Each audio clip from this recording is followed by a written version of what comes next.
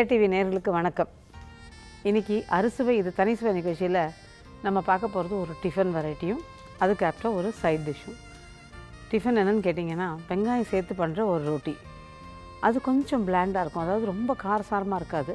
அதுக்கு காரசாரமாக அதே சமயம் உப்பு காரம் புளிப்பாக சேர்ந்த ஒரு நல்ல தொகையல்.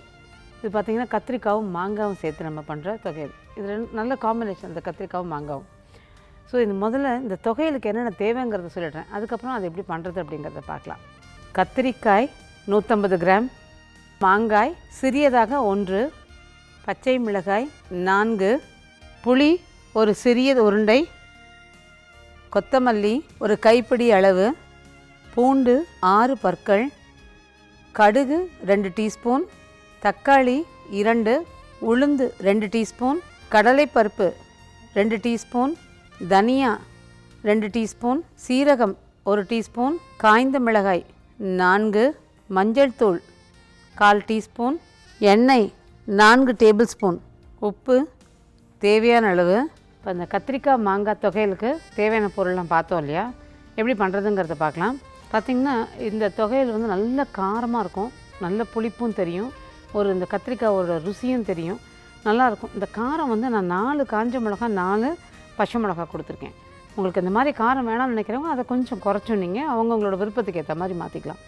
அதே மாதிரி மாங்காயில் புளிப்பு இருக்குமே, தக்காளியில் புளிப்பு இருக்குமே, ஏன் இவங்க தேவையான திரும்பி ஒரு புளியும் கொஞ்சம் சேர்க்குறாங்கன்னு யோசிக்கலாம். ஒரு முழுமையான சுவை அப்படின்னு வரும்போது இந்த மாதிரி புளிப்பு காரமான துவையலுக்கெல்லாம் கட்டாயம் ஒரு துண்டு புளி சேர்த்திங்கன்னா ஒன்று அது வந்து ப்ரிசர்வேட்டிவ் மாதிரி கொஞ்சம் நேரத்துக்கு தாங்கிறதுக்கும் உதவி பண்ணும், அடுத்தது ஒரு முழுமையான ருசியும் கொடுக்கும். ஸோ கட்டாயம் அதில் ஒரு சின்ன துண்டு புளி சேர்த்துக்கலாம். அதே மாதிரி எண்ணெய் பார்த்திங்கன்னா நான் இப்போ வந்து மொத்தத்துக்கும் ஆகிற எண்ணெய் வந்து வறுக்கிறதுக்கு கொஞ்சம், அடுத்தது வதக்கிறதுக்கு கொஞ்சம் எடுத்துக்க போகிறேன்.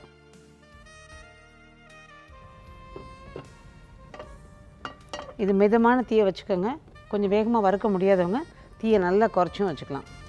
இப்போ இந்த கடலைப்பருப்பு, உளுத்தம்பருப்பு,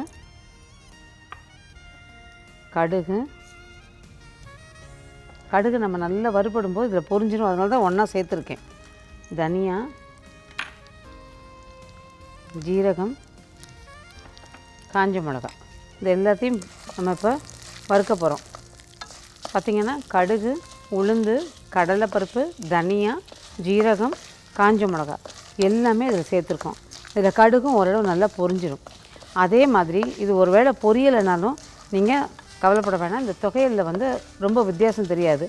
அதனால் நம்ம சாதாரணமாக என்ன சொல்லுவோம், நம்ம சமையலில் பார்த்துருப்பீங்க, முதல்ல கடுகை போட்டு கடுகு நல்லா பொரிஞ்சதுக்கப்புறம் தான் மற்ற பொருட்களை சேர்க்க சொல்லுவோம். ஆனால் இந்த தொகையில் பொறுத்த மட்டும் நீங்கள் கடுகு பாதி பொரிஞ்சும் பொரியாமல் இருந்தாலுமே உங்களுக்கு அந்த டேஸ்ட் நல்லாயிருக்கும்.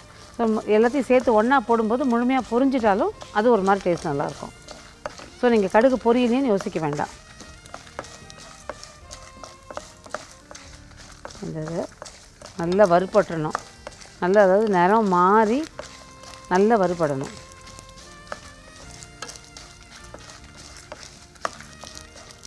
நல்லா வறுபடுது. இப்போ அந்த கடுகும் பொரியிற சத்தம் தெரியுது, லேசாக 1 2 தெரிச்சும் விழுகுது பாருங்கள். தீயை மிதமாக வச்சுக்கிட்டு, ரொம்ப ஜாஸ்தி வைக்காதீங்க, தீ மிதமாக வச்சுக்கிட்டு நல்லா வறுத்துருங்க. இப்போது இது நல்லா இடிக்கிற கட்டை, இதை கொட்டிட்டு வதக்கும் போது என்னன்னு சொல்கிறேன். இப்போ பார்த்திங்கன்னா நல்லா வறுபட்டுருச்சு. இந்த வறுத்ததில்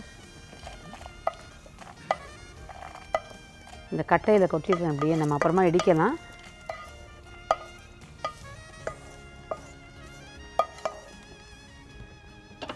இப்போ இதில் ஆற வச்சு இடிக்கலாம். அதுக்கு இடையில் இந்த கடாய் திரும்ப காய வச்சுருக்கேன், அதில் கொஞ்சமாக எண்ணெய்.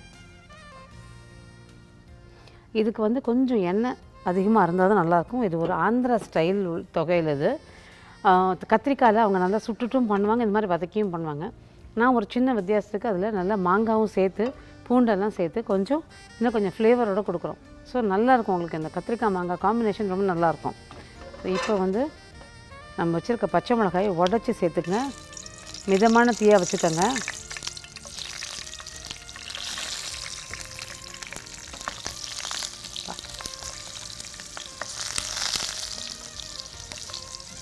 இந்த பச்சை மிளகாயை ஒரு 10 செகண்ட் இல்லை 20 செகண்ட் இப்படி வதக்கிட்டு அதுக்கப்புறம் நம்ம இதில் கத்திரிக்காய் சேர்க்கலாம். கத்திரிக்காய் சேர்க்கும்போது ஜாக்கிரதை, ஏன்னா தண்ணியில் போட்டு வச்சுருப்போம். ஸோ எண்ணெய் தெறிக்கும் அப்படியே.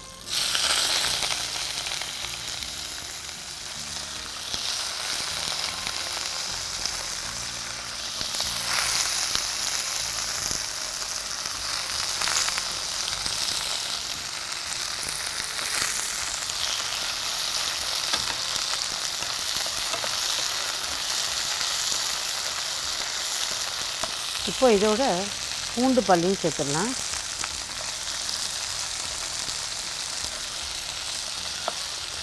பூண்டு வந்து இந்த 6 பல்லுன்னு நான் சொல்லியிருக்கிறது மலை பூண்டு நார்மல் சைஸு.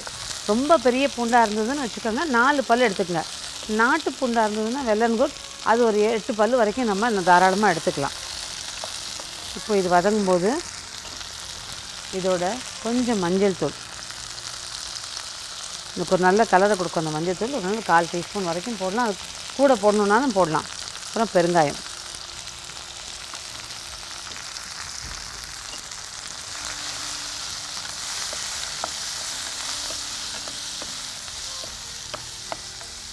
இப்போது நான் இந்த கல்லில் கொட்டி வச்சுருக்கிறதுக்கு காரணம் என்னென்னு பார்த்தீங்கன்னா, நல்லா இடிச்சிட்டு பண்ண போகிறோம்.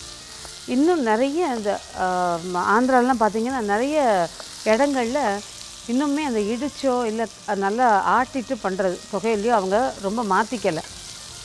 இப்போ கொஞ்சம் கொஞ்சம் சின்ன அடுத்த ஜென்ரேஷன் வரும்போது இப்போ தான் கொஞ்சம் கொஞ்சம் மிக்சியில் அரைச்சிக்கலாம் அப்படி இப்படின்னு வராங்க. இருந்தாலுமே அது பெரும்பான்மையாக பார்த்திங்கன்னா நல்லா இடிச்சிட்டோ அல்லது ஒரு ஆட்டுக்கல்ல போட்டு ஆட்டியோ தான் அந்த தொகையில் பண்ணுறாங்க, அல்லது அம்மியில் அரைச்சி எடுத்து. இது என்னென்னா அந்த டேஸ்ட்டே நிச்சயமாக ட்ரை பண்ணி பாருங்கள், அந்த டேஸ்ட் டெஃபரெண்ட்டாக வித்தியாசம் தெரியும் எல்லாருக்கும். அதே மாதிரி இந்த தொகையில் பார்த்திங்கன்னா நல்லா நைஸாக நம்ம பண்ண போகிறதில்ல, இடித்து பண்ணுறதுனால கொஞ்சம் திருதிருன்னு இருக்கும். அது சாதத்தில் போட்டு சாப்பிட்டுக்க பிரமாதமாக இருக்கும். இப்போ நம்ம பண்ணுற இந்த வெங்காய ரொட்டிக்கு கூட உப்பு காரத்தோடு ரொம்ப நல்லாயிருக்கும். ஸோ இப்போ தக்காளி அதுலேயே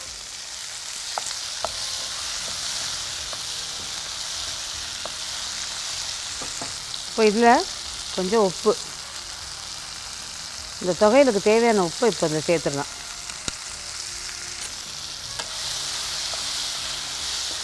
கத்திரிக்காய் ஓரளவுக்கு வதங்கிருச்சு, தக்காளியும் ஓரளவுக்கு வதங்கிருச்சு. இதில் மாங்காவை போட்டுட்டு ரொம்ப வதக்க வேண்டாம், லேசாக 2 பெரட்டிடலாம். புளியும் இதோட போட்டுட்டேன்.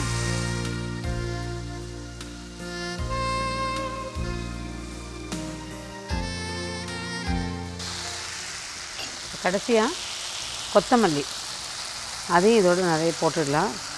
நல்லா ஒரு கைப்பிடி அளவு கொத்தமல்லி எடுத்துக்கிட்டு வதக்கிட்டிங்கன்னா நல்லாயிருக்கும் உங்களுக்கு.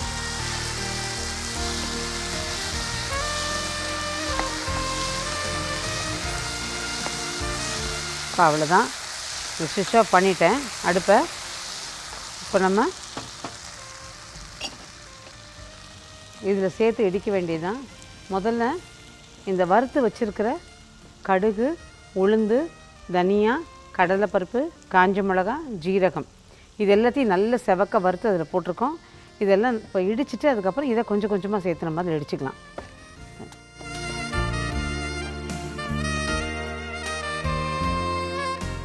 பாருங்கள், இப்போ இதை நல்லா பொடி பண்ணிட்டோம். கொஞ்சம் கொஞ்சமாக இதையும் சேர்த்து நல்லா இடித்து எடுத்துருவோம்.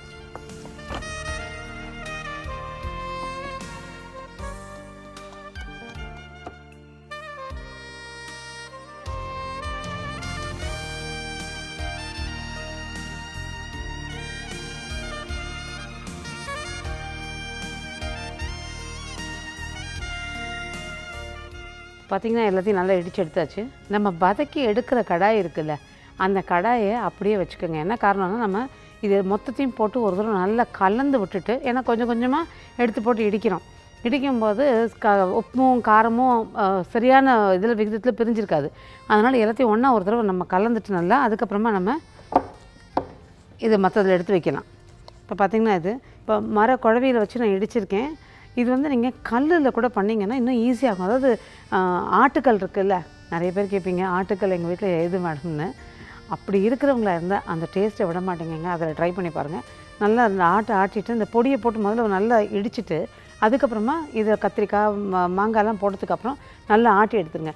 நீங்கள் ஆட்டி எடுக்கிறது இருந்தால் மாங்காவை கூட இன்னும் கொஞ்சம் நல்ல மெல்லிசாக நறுக்குனாலும் சரி, இல்லை நீங்கள் துருவிக்கிட்டாலும் சரி, தோலோடு துருவிக்கிங்க, அப்போ தான் நல்லாயிருக்கும். சப்போஸ் இது எதுவுமே இல்லை, நாங்கள் மிக்ஸி தான் எங்களுக்கு அப்படின்னு நினைக்கிறவங்களா இருந்தால் இந்த பொடியை முதல்ல மிக்சியில் போட்டு ஒரு சுற்று நல்லா சுற்றிடுங்க. ரொம்ப நைஸாக வேணால் கொஞ்சம் பரபரப்பாக அரைச்சிடுங்க. அதுக்கப்புறமா அதில் இந்த கத்திரிக்காய் மாங்காய்லாம் வதக்கி வச்சுருக்கோன்னே அதையும் சேர்த்து 2 இந்த விப்பர் பட்டன் யூஸ் பண்ணி நல்லா தருதுன்னு நல்லா அரைச்சி எடுத்துருங்க. ரொம்ப நைஸாக அரைச்சி அது எவ்வளோ டேஸ்டியாக இருக்காது, கொஞ்சம் கரகரப்பாக இருந்தால் தான் அது நல்லாயிருக்கும். இப்போ நம்ம இடித்து எடுத்தது அதுக்கப்புறமா நீங்கள் மிக்சியில் அரைச்சாலும் சரி, எல்லாத்தையும் ஒன்றா அந்த மாதிரி நல்லா கலந்துடணும். கலந்துட்டு தான் அதுக்கப்புறம் நம்ம கிண்ணத்தில் எடுத்து வைக்கணும்.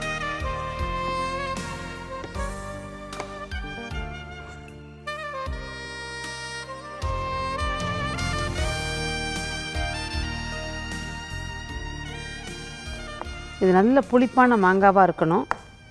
நல்ல அந்த நாட்டு கத்திரிக்காய் சூப்பராக இருக்கும். வேலூர் கத்திரிக்காய் அது எதுன்னு சொல்லுவாங்க இல்லையா, அந்த மாதிரி நாட்டு கத்திரிக்காய் அதுக்கு ரொம்ப நல்லாயிருக்கும். அதுவும் எடுத்துக்கிட்டிங்கனாலும் அந்த ருசி கொடுக்கும் அது நல்லா. இப்போ ஒரு பாத்திரத்தில் அள்ளிடலாம் இதை. இது இட்லி தோசைக்கும் நல்லாயிருக்கும். ஆனால் பெஸ்ட்டு காம்பினேஷன் சாதம், நல்ல ஒரு காரம் இல்லாத ஒரு சப்பாத்தி, அந்த மாதிரி ரொம்ப உப்பு காரம் புளிப்பாக இருக்கிறதுக்கு இந்த சப்பாத்திக்கெல்லாம் இது ரொம்ப நல்லாயிருக்கும். இட்லி மாவில் லேசாக ஏற்கனவே புளிப்பு இருக்கிறதுனால இது இன்னும் கொஞ்சம் புளிப்பாக தெரியும். தோசைக்கு ரொம்ப நல்லாயிருக்கும். நல்ல சுட சுட உதிராக வடித்த சாதத்தில் கொஞ்சம் நெய் விட்டு இதனால் கொஞ்சமாக போட்டு நல்லா, அதாவது ரொம்ப தளர பிசையக்கூடாது. இதுக்கெல்லாம் லேசாக அப்படி பட்டும் படாமல் பிசைஞ்சிக்கணும். அந்த மாதிரி பிசைஞ்சிட்டு ஒரு அப்பளத்தை மட்டும் வச்சு கூட சாப்பிட்டு பாருங்களேன், சூப்பராக இருக்குங்க.